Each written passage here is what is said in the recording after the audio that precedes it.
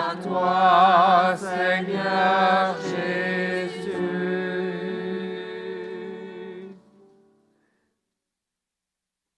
La passion de notre Seigneur Jésus-Christ selon saint Luc.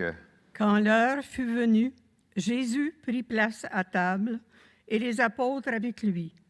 Il leur dit, « J'ai désiré d'un grand désir manger cette Pâque avec vous avant de souffrir. Car je vous le déclare, jamais plus je ne la mangerai jusqu'à ce qu'elle soit pleinement accomplie dans le royaume de Dieu. » Alors, ayant reçu une coupe et rendit grâce, il dit, « Prenez ceci et partagez entre vous, car je vous le déclare, désormais jamais plus. Je ne boirai du fruit de la vigne jusqu'à ce que le royaume de Dieu soit venu. » Puis, ayant pris du pain et rendit grâce, il le rompit et le leur donna en disant, « Ceci est mon corps donné pour vous, faites cela en mémoire de moi. » Et pour la coupe, après le repas, il fit de même en disant, « Cette coupe est la nouvelle alliance en mon sang, répandue pour vous.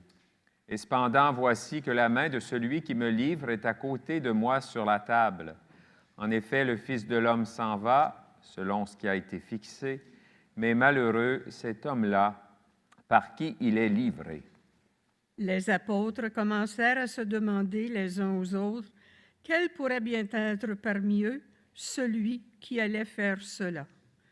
Ils en arrivèrent à se quereller, lequel d'entre eux, à leur avis, était le plus grand. Mais il leur dit, « Les rois des nations les commandent en maître, et ceux qui exercent le pouvoir sur elles se font appeler bienfaiteurs. Pour vous, rien de tel. Au contraire, que le plus grand d'entre vous devienne comme le plus jeune et le chef comme celui qui sert. Quel est en effet le plus grand? Celui qui est à table ou celui qui sert? N'est-ce pas celui qui est à table? Eh bien, moi, je suis au milieu de vous comme celui qui sert. Vous avez tenu bon avec moi dans mes épreuves, et moi, je dispose pour vous du royaume comme mon Père en a disposé pour moi. Ainsi, vous mangerez et boirez à ma table dans mon royaume, et vous siégerez sur des trônes pour juger les 12 tribus d'Israël. Simon, Simon, voici que Satan vous a réclamé pour vous passer au crible comme le blé. Mais j'ai prié pour toi, afin que ta foi ne défaille pas. Toi donc, quand tu seras revenu, affermis tes frères. » Pierre lui dit, « Seigneur, avec toi je suis prêt à aller en prison et à la mort. » Jésus reprit, « Je le déclare, Pierre, le coq ne chantera pas aujourd'hui avant que toi, par 3 fois, tu aies nié me connaître. » Puis il leur dit, « Quand je vous ai envoyé, sans bourse, ni sac, ni sandales, avez-vous manqué de quelque chose? » Ils lui répondirent, « Non, de rien. » Jésus leur dit, « Eh bien maintenant, celui qui a une bourse, qu'il la prenne, de même celui qui a un sac, et celui qui n'a pas d'épée, qu'il vende son manteau pour en acheter une. Car je vous le déclare, il faut que s'accomplisse en moi ce texte de l'Écriture. Il a été compté avec les impies. De fait, ce qui me concerne va trouver son accomplissement. » Ils lui dirent, « Seigneur, voici 2 épées. » Il leur répondit, « Cela suffit. » Jésus sortit pour se rendre selon son habitude au mont des Oliviers, et ses disciples le suivirent. Arrivé en ce lieu, il leur dit, « Priez pour ne pas entrer en tentation. » Puis il s'écarta à la distance d'un jet de pierre environ. S'étant mis à genoux, il priait en disant, « Père, si tu le veux, éloigne de moi cette coupe. Cependant, que soit faite non pas ma volonté, mais la tienne. » Alors du ciel lui est apparu un ange qui le réconfortait. Entré en agonie, Jésus priait avec plus d'insistance, et sa sueur devint comme des gouttes de sang qui tombaient sur la terre. Puis Jésus se releva de sa prière et rejoignit ses disciples qu'il trouva endormis, accablés de tristesse. Il leur dit, « Pourquoi dormez-vous? Relevez-vous et priez pour ne pas entrer en tentation. » Il parlait encore quand parut une foule de gens. Celui qui s'appelait Judas, l'un des 12, marchait à leur tête. Il s'approcha de Jésus pour lui donner un baiser. Jésus lui dit, Judas, c'est par un baiser que tu livres le Fils de l'homme. Voyant ce qui allait se passer, ceux qui entouraient Jésus lui dirent, « Seigneur, et si nous frappions avec l'épée ?» L'un d'eux frappa le serviteur du grand prêtre et lui trancha l'oreille droite. Mais Jésus dit, « Restez-en là. » Et, touchant l'oreille de l'homme, il le guérit. Jésus dit alors à ceux qui étaient venus l'arrêter, grand prêtre, chef des gardes du temple et anciens, « Suis-je donc un bandit pour que vous soyez venus avec des épées et des bâtons? Chaque jour, j'étais avec vous dans le temple, et vous ne m'avez pas porté la main sur moi. Mais c'est maintenant votre heure et le pouvoir des ténèbres. » S'étant saisis de Jésus, ils l'amenèrent et le firent entrer dans la résidence du grand prêtre. Pierre suivait à distance. On avait allumé un feu au milieu de la cour et tous étaient assis là. Pierre vint s'asseoir au milieu d'eux. Une jeune servante le vit assis près du feu. Elle le dévisagea et dit, « Celui-là aussi était avec lui. » Mais il nia. « Non, je ne le connais pas. » Peu après, un autre dit en le voyant, « Toi aussi, tu es l'un d'entre eux. » À la vue de Jésus, j'ai sauté une page. Oh, excusez-moi. Pierre répondit, « Non, je ne le suis pas. » Environ 1 heure plus tard, un autre insistait avec force. C'est tout à fait sûr. Celui-là était avec lui et derrière lui. Pierre répondit, « Mais je ne sais pas ce que tu veux dire. » Et à l'instant même, comme il parlait encore, un coq chanta. Le Seigneur, se retournant, posa son regard sur Pierre. Alors Pierre se souvint de la parole que le Seigneur lui avait dite, « Avant que le coq chante aujourd'hui, tu m'auras renié 3 fois. » Il sortit et, dehors, pleura amèrement. Les hommes qui gardaient Jésus se moquaient de lui et le rouaient de coups. Ils lui avaient voilé le visage et ils l'interrogeaient. Et ils proféraient contre lui beaucoup d'autres blasphèmes. Lorsqu'il fit jour, se réunit le collège des anciens du peuple, grands prêtres et scribes, et on amena Jésus devant leur conseil suprême et lui dirent. Il leur répondit, « Si je vous le dis, vous ne me croirez pas, et si j'interroge, vous ne répondrez pas. Mais désormais, le Fils de l'homme sera assis à la droite de la puissance de Dieu. » Tous lui dirent alors. Il leur répondit, « Vous dites vous-même que je le suis. » Ils dirent alors,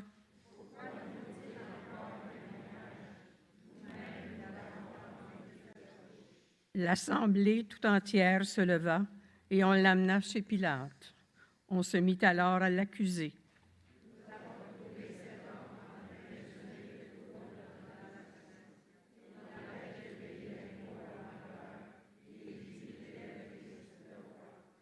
Pilate l'interrogea. « Es-tu le roi des Juifs? » Jésus répondit. « C'est toi-même qui le dis. » Pilate s'adressa aux grands prêtres et aux foules.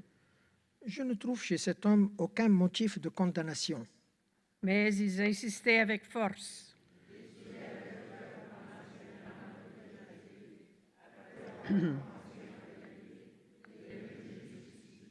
À ces mots, Pilate demanda si l'homme était galiléen.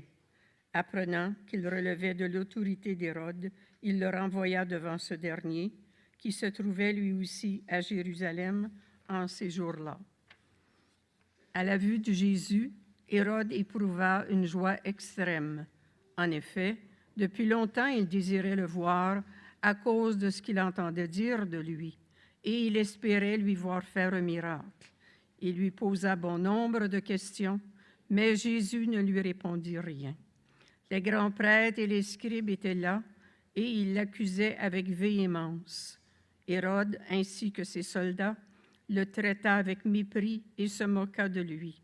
Il le revêtit d'un manteau de couleur éclatante et le renvoya à Pilate. Ce jour-là, Hérode et Pilate devinrent des amis, alors qu'auparavant, il y avait de l'hostilité entre eux. Alors Pilate convoqua les grands prêtres, les chefs et le peuple.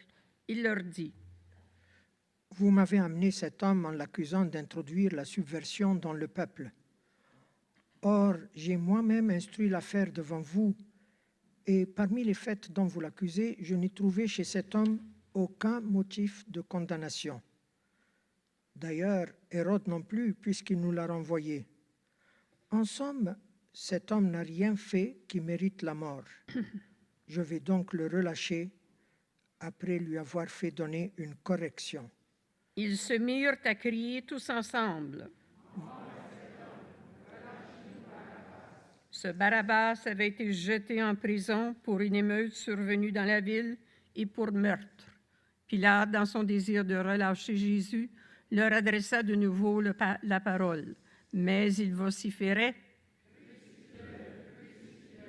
Pour la troisième fois, il leur dit, « Quel mal a donc fait cet homme? Je n'ai trouvé en lui aucun motif de condamnation à mort.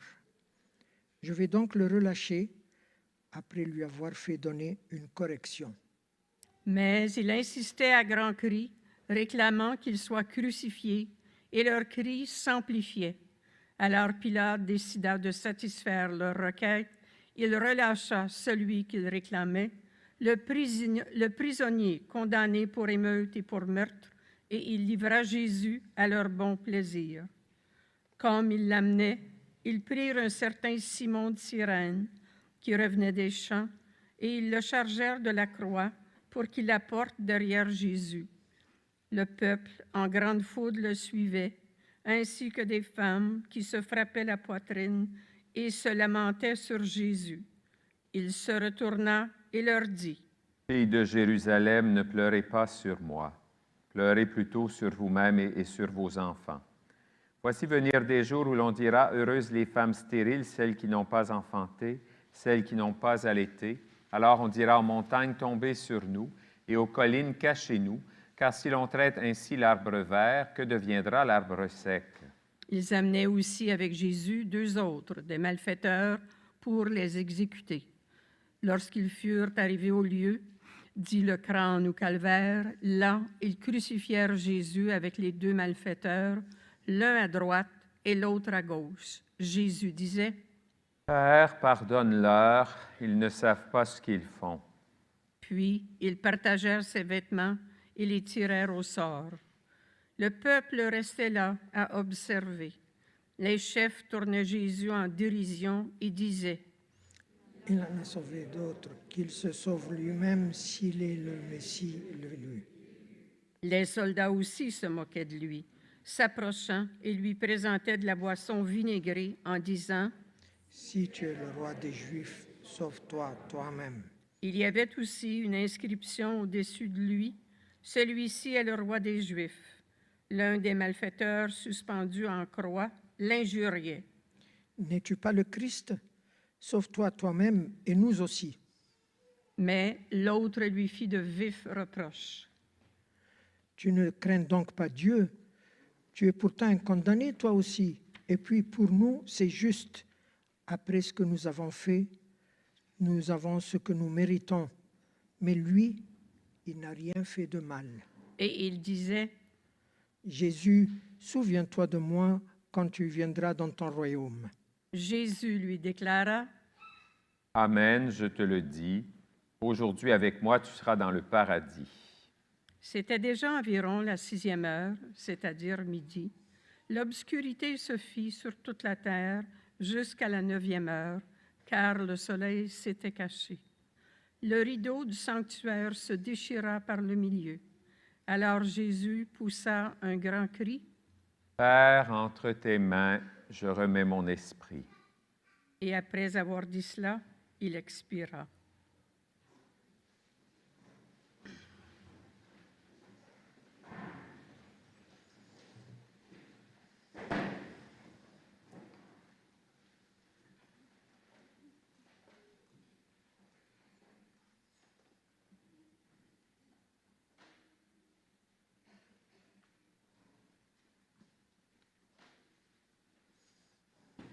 Jésus lui déclara, c'était déjà environ la 6e heure, et après avoir dit cela, il expirait. À la vue de ce qui s'était passé, le centurion rendit gloire à Dieu. Celui-ci était réellement un homme juste. Et toute la foule des gens qui s'étaient rassemblés pour ce spectacle, observant ce qui se passait, s'en retournaient en se frappant la poitrine. Tous ses amis, ainsi que les femmes qui le suivaient depuis la Galilée, se tenaient plus loin pour regarder. Alors, arriva un membre du conseil nommé Joseph. C'était un homme bon et juste, qui n'avait donné son accord ni à leur délibération, ni à leurs actes. Il était d'Arimathie, ville de Judée, et il attendait le règne de Dieu. Il alla trouver Pilate et demanda le corps de Jésus. Puis il descendit de la croix, l'enveloppa dans un linceul et le mit dans un tombeau taillé dans le roc, où personne encore n'avait été déposé. C'était le jour de la préparation de la fête, et déjà brillaient les lumières du sabbat. Les femmes qui avaient accompagné Jésus depuis la Galilée suivirent Joseph. Elles regardèrent le tombeau pour voir comment le corps avait été placé. Puis elles s'en retournèrent et préparèrent aromates et parfums, et durant le sabbat, elles observèrent le repos prescrit. Acclamons la parole de Dieu.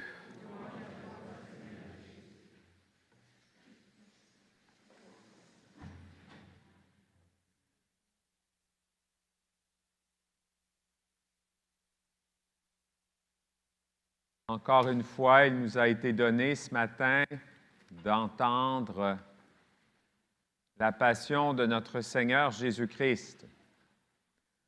On dira peut-être à des personnes qu'on est venu à l'Église en ce début de Semaine Sainte, j'espère qu'on rendra au Christ un beau témoignage et que le témoignage qu'on rendra, ce sera plus intéressant que de dire que c'était bien long ce dimanche. On est plate des fois, hein, nous, les disciples du Christ. Combien de fois j'ai entendu ça? Des gens qui avaient participé à la célébration du dimanche des Rameaux et de la Passion, qui n'avaient que pour témoignage que c'était bien long. On va trouver ça long l'éternité, je pense, en tout cas, surtout quand on va arriver au milieu. Mais enfin, il nous a été donné d'entendre la passion du Seigneur et c'est plein d'humanité. On se retrouve dans ce récit de la Passion. Saint Paul nous le rappelait, Jésus qui était de condition divine n'a pas revendiqué ce droit. Dans sa Passion, le Seigneur vit son humanité. Il est trahi, Pierre le renie, il a droit à un procès finalement précipité. Pilate ne veut pas le condamner, le peuple insiste, et Jésus, bien sûr, porte sa croix. On porte nos croix, nous aussi, dans nos vies. Il y a la maladie, il y a les épreuves, il y a les contrariétés du quotidien et les autres. D'une certaine manière, qui de nous, un jour ou l'autre, n'a pas repris les paroles du psaume qu'on a prié tantôt? « Mon Dieu, pourquoi m'as-tu abandonné? » Devant la passion du Seigneur, on ne peut pas ne pas penser aux réalités de souffrance de nos vies, mais aussi de nos frères et de nos sœurs. Certainement que ce dimanche nous met en communion avec tous les malades, nous met en communion avec ceux et celles qui souffrent dans leur corps, mais aussi dans leur esprit et dans leur âme, mais aussi les victimes de la guerre, tous ces migrants qui ont dû quitter leur pays pour aller ailleurs, en laissant tout derrière eux. Oui, sœurs et frères, que cette Semaine sainte nous rapproche du Seigneur Jésus, nous rapproche les uns des autres. Que cette Semaine sainte nous rappelle que nous sommes en humanité tous sœurs et frères, et que la passion du Seigneur Jésus nous donne d'espérer, un jour bien sûr, la joie de vivre auprès de Dieu pour toujours dans son royaume. Ces paroles que Jésus a dites à l'homme qui était en croix à côté de lui, « Aujourd'hui, avec moi, tu seras dans le paradis. » Bien, nous les espérons pour nous-mêmes. Mais d'ici là, continuons à vivre dans l'espérance. Que le Seigneur nous accompagne dans nos souffrances, mais aussi dans nos joies. Et comme laisse ce texte de l'Évangile de la Passion de Saint Luc, déjà brillaient les lumières de Pâques, les lumières du sabbat déjà brillaient. Eh bien, pour nous, brille déjà la résurrection du Seigneur Jésus, qui nous laisse espérer que la vie est plus forte que la mort.